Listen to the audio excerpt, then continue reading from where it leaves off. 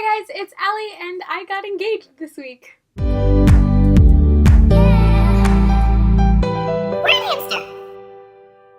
As you can tell by the title of this video, this is going to be another one of my week in review style videos. This is pretty much as close as I have come to a vlog on this channel, but I just wanted to take a minute to share with you all of the different things that have happened this week, including getting engaged, but also all of the other things that I've done in this past week, including things that I've read and things that I've done and things that I've seen and all of that. I understand this is not the cup of tea for every viewer on my channel, so if you are not really a fan of these more kind of casual, just what's going on this week style videos, then I definitely would suggest you check out my previous video on the extended 3-act plot structure in K.M. Weiland's Structuring Your Novel book. I didn't really promote that much because I was actually on the plane when that video went live, so I definitely suggest you go watch that if you have not seen it already. But if you do want to hear about all of the things that have happened this week, then stick around because we're going to talk about that now. Real quick though, before we get into the official video part of this video, my 1-year anniversary on YouTube is quickly approaching, and so in celebration of that, I want to try to make a Q&A video on my channel. We shall see if I end up being able to do that. It really depends on how many questions I receive. So if you do have a question that you want to ask, it could be about anything, writing, reading, my writing, anything that you really want to ask about, just leave it in the comments below. Or if you want to ask something anonymously, then check out my Curious Cat. Or if you don't want to use either of those options, just send me a message or a question through Twitter or Instagram. So send your questions, and now let's get into the actual video. So like I said, when my previous video posted, I was actually on a plane at the time. I was actually headed to New Jersey to go see BTS live in concert. More on that later.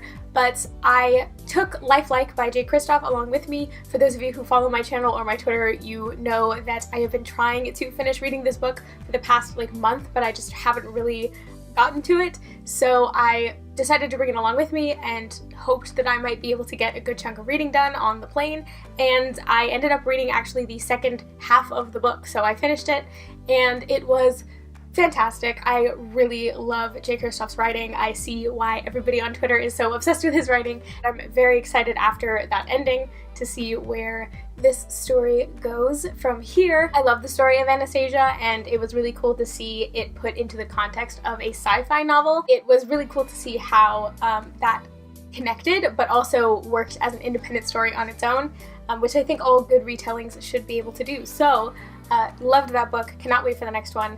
On to the next thing that I did this past week. Right after finishing Lifelike, I got off the plane in New Jersey and met up with some of my friends from college to go see BTS live in concert for the second time in my life. I have been a fan of that group since 2014, which was, I think, 1 year after they debuted. Actually, I know it was 1 year after they debuted. It was really interesting to see how different the experiences were both times. The first time that I saw them, I was one of 2,000 people in the entire venue, and I was one of only 150 fans who got to get a signed poster from them and do like a little high five down the line with each of them, and got to have a little bit of an interaction. We also took a picture alongside them. So it was a very different experience going from 150 fans just talking and getting signatures and then seeing a little mini concert in a 2,000 person venue versus this past week when I saw them at MetLife Stadium, which seats like 80,000 people,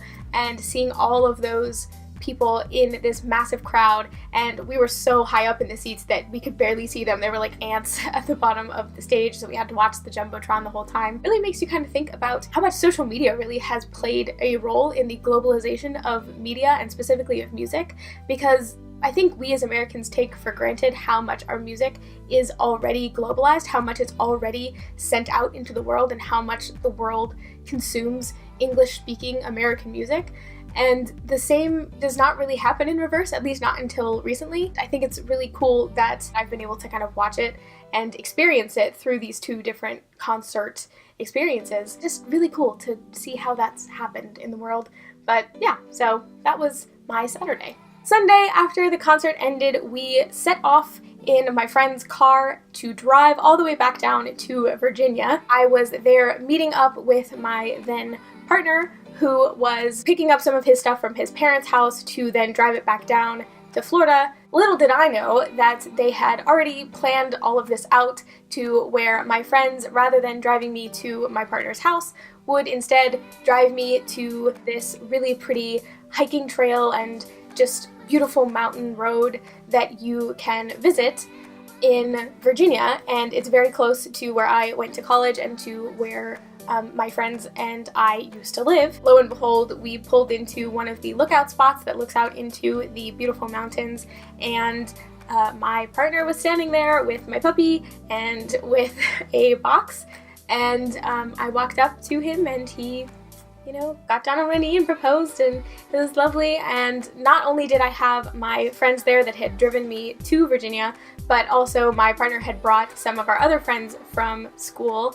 And not only that, but my older brother lives nearby there, and he also came and was there for the engagement, the proposal, which was really meaningful to me. I have a really close and deep connection with my family, and so for my big brother to be there was a meaningful thing for me.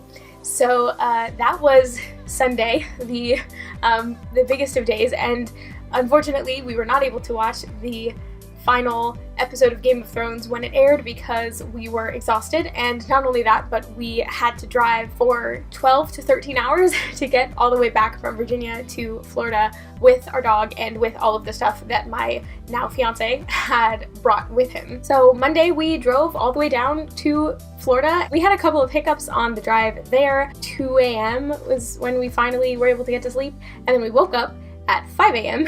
to go get the rest of the drive over with. And so we drove the rest of the way home, got there on Tuesday morning, and then we watched the Game of Thrones finale.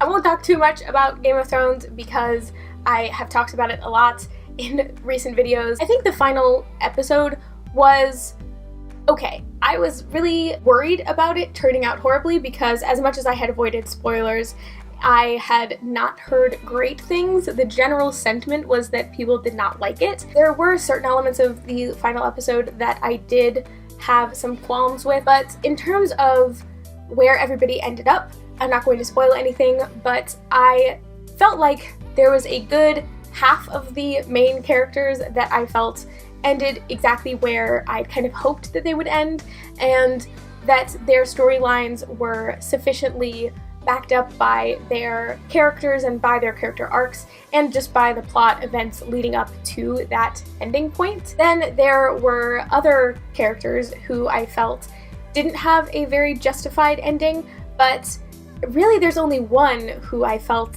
that for, and it's probably not who you're thinking. The character who you probably are thinking of is in a third category for me, where I felt like the actual choice of where their character arc ended was a really smart choice and very in line with what I would expect from Game of Thrones, but there was a couple of characters, a good handful of characters, whose endings actually felt deserved, but they only feel deserved if you do some mental backpedaling and try to fill in the gaps of the character where the show didn't actually include it. I think that it's very hard to end a TV show, and I think that all things considered, with such a huge show like this, they did a pretty good job at staying true to the Game of Thrones mentality of no one is safe and nobody is going to have exactly the happy ending that you think they should have.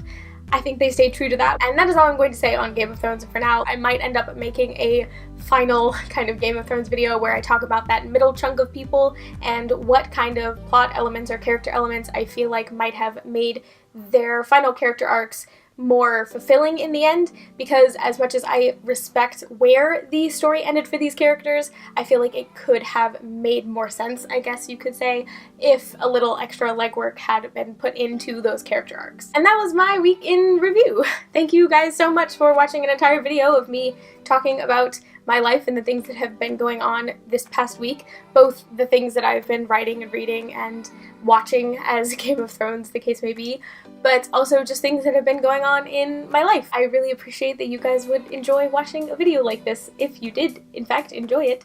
But if you did like it, then please do give it a like, and if you like my content, do subscribe. I make videos every Friday. Like I mentioned before, if you have any questions that you would want answered in a Q&A video for my 1-year anniversary, that anniversary is on July 15th, so make sure you get your questions in by then. And that is going to be it for me this week. Thanks so much for being on this crazy, journey with me, and I will see you guys in the next video.